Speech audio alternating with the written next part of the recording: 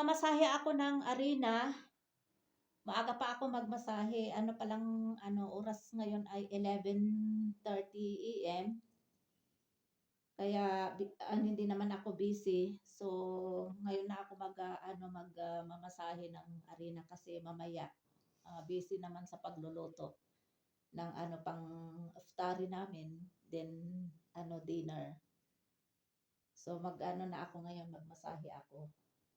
Ngayon pang 5 days Ramadan fasting ngayon. Alhamdulillah, ang bilis ng araw. Kailan lang yung first day Ramadan, ngayon 5th days Ramadan fasting na pala ngayon. So ito, ayan, marami akong mamasahiin. Kasi walang kuryente. Meron akong mixer machine, yung dough machine, kaya lang walang kuryente. So mag-manual masahe ako ngayon. Kaya ito lang yung yung wet flour na pang chapati, tortillas. Wet flour ang gagamitin nito. At saka tubig lang at saka salt, nilagyan ko na ng salt ito. So ganito ang pagmasahe. Ayan. Pero itong mamasahiin ko, good for 2 to 3 days ito kasi Ramadan fasting ngayon, hindi kami kumakain ng lunch. Suhoor at saka dinner. So ayan, ganito ang magmasahe, ganyan. Maglagay ng dito sa sa center, ayan, yung yung tawag diyan, parang balon. Para hindi aapaw yung tubig.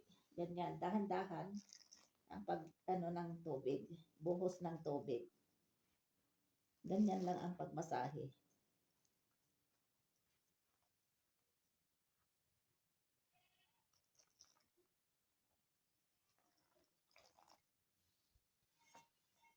Ayan.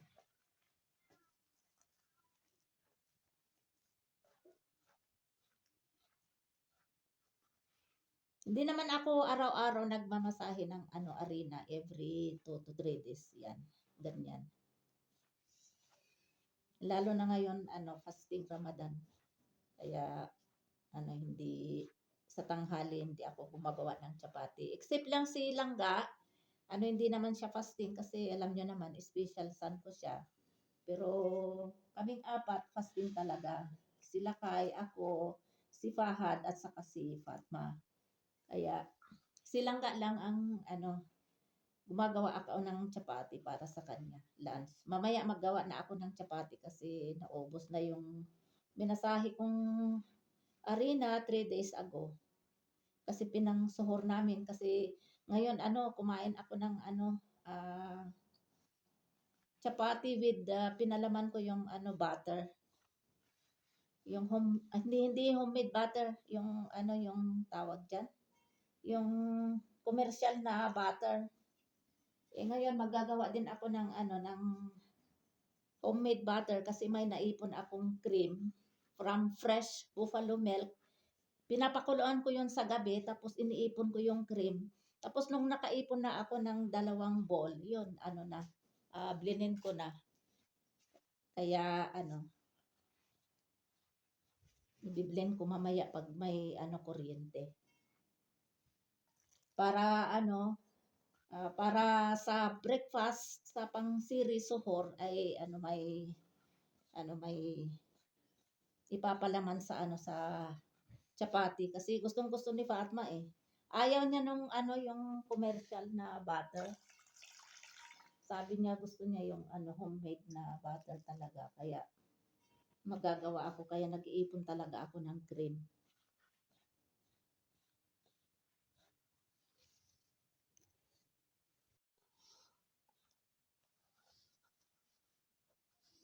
Ubos na yung tubig dito sa kaserola kaya ito yung may tubig dito sa sa jug.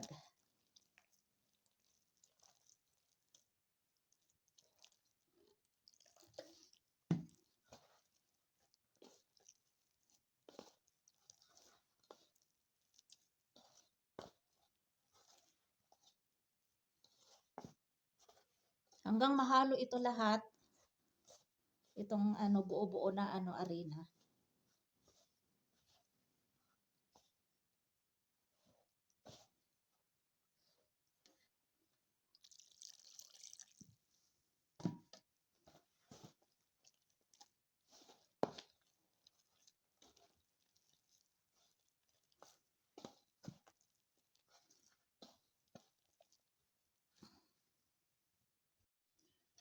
So ito na ano na mix na lahat yung arena with water, basa-basa na. So ano, masahin na natin ito.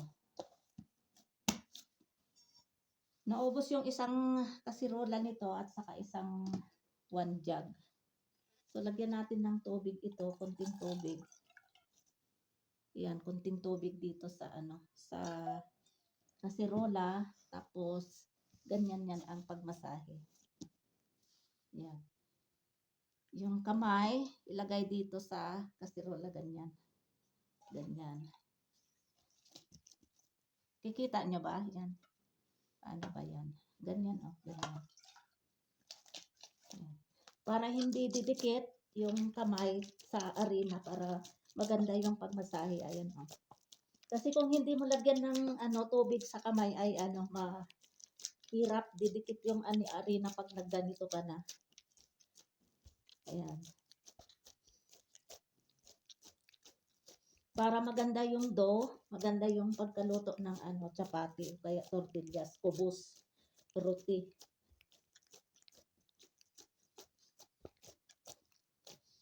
Tapos, baliktarin para maganda yung both sides na pagmasahe. Ganyan din. Yan.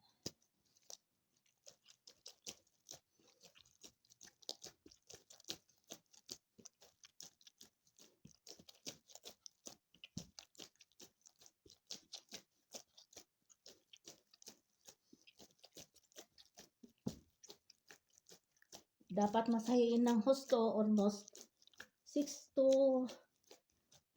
7 minutes, ganyan.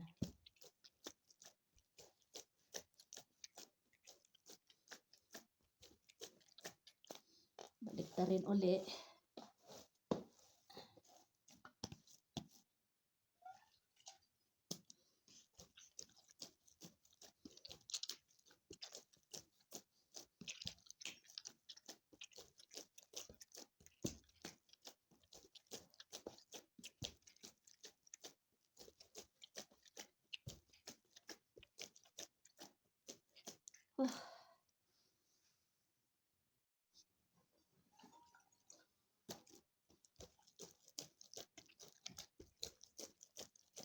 Ito last na ito na side kasi ano, more than 6 minutes ko na itong minasahe.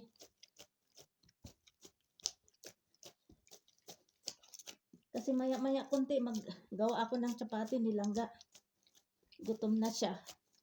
Pero mas maganda ito i-set aside ng ilang oras para maganda yung kalabasan ng ano, chapati o kaya kubos. Ayan, okay na ito. So ang gagawin dito, dito ko lang siya ano sa palanggana kung saan ako nag-mix ng arena. Tapos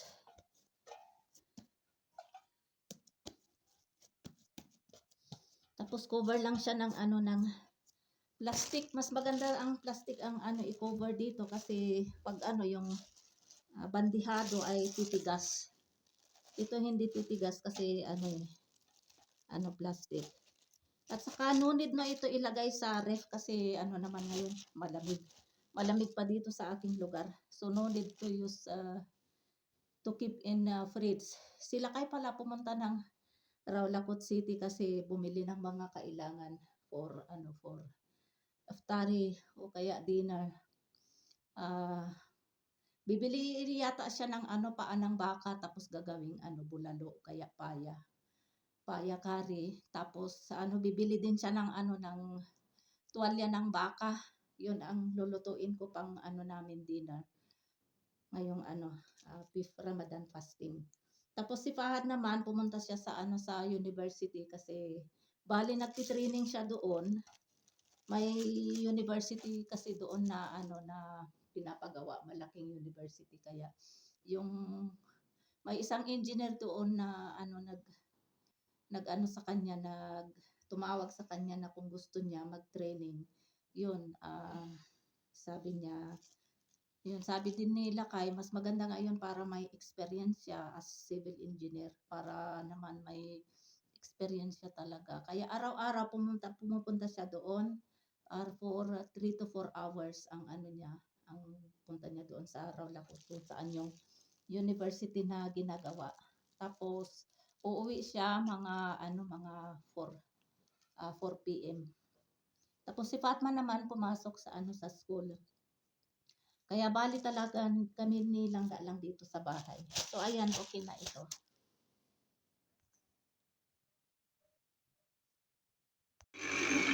Ito na yung gagawin kong homemade butter from fresh buffalo milk to cream to butter.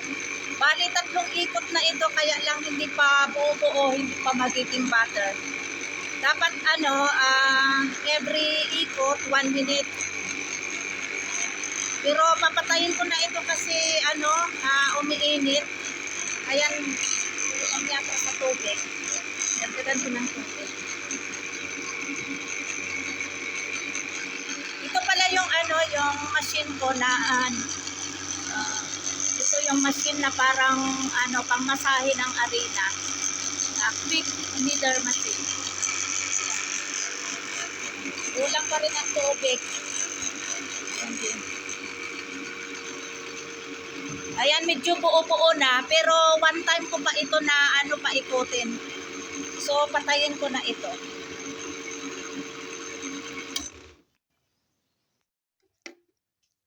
Ayan, naging butter na. Bali, 4 minutes ko ito blend. Every ikot ay 1 minute. Ilagay ko na ito sa paglalagyan para bukas ng suhor, siri ay may palaman sa ano, chapati, rotis, tortillas o kubos. Pag binili mo ito ay mahal din kasi ito, yung binili ni Fahad, pinabili ko ay 100 grams ito, 250 rupees. Ayan o, kunti lang o. Ito yung kaninang umaga, pinangpalaman ko sa ano, chapati. Ayan o, kunti lang, 100 grams. So, ito siguro marami ito. Ito na yung blended homemade butter from fresh buffalo milk to cream to butter. Siguro, let's say, ano ito, mga 200 gram.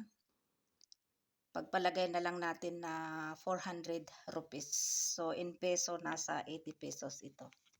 Ayan. Organic butter.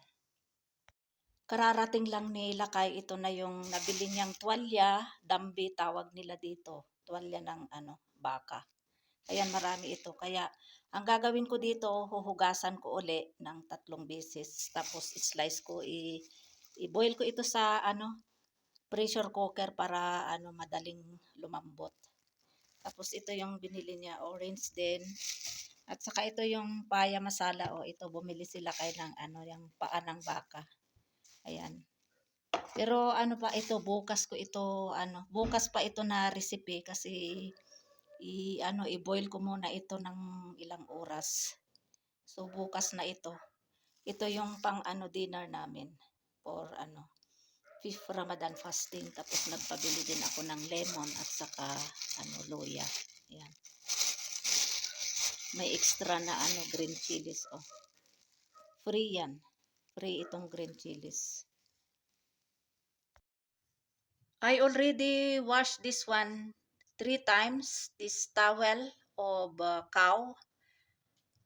So, I have to cook this one in pressure cooker so that it will become very soft.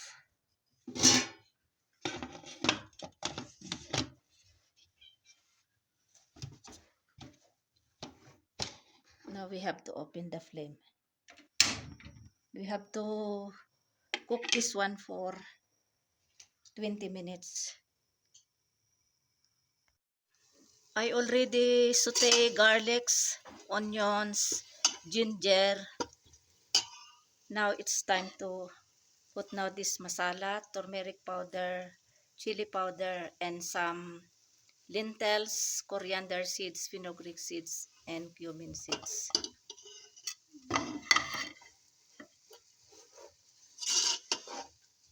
And this is boiled towel of cow, dambi or tuwalya ng baka.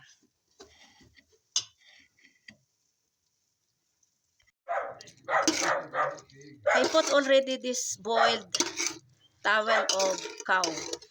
I boiled 20 minutes. So this is already soft.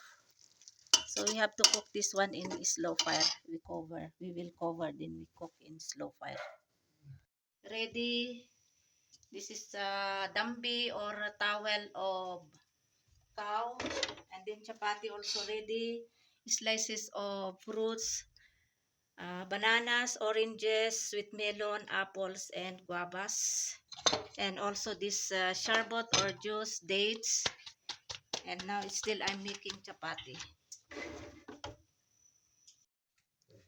I make another kind of pakora, just like this.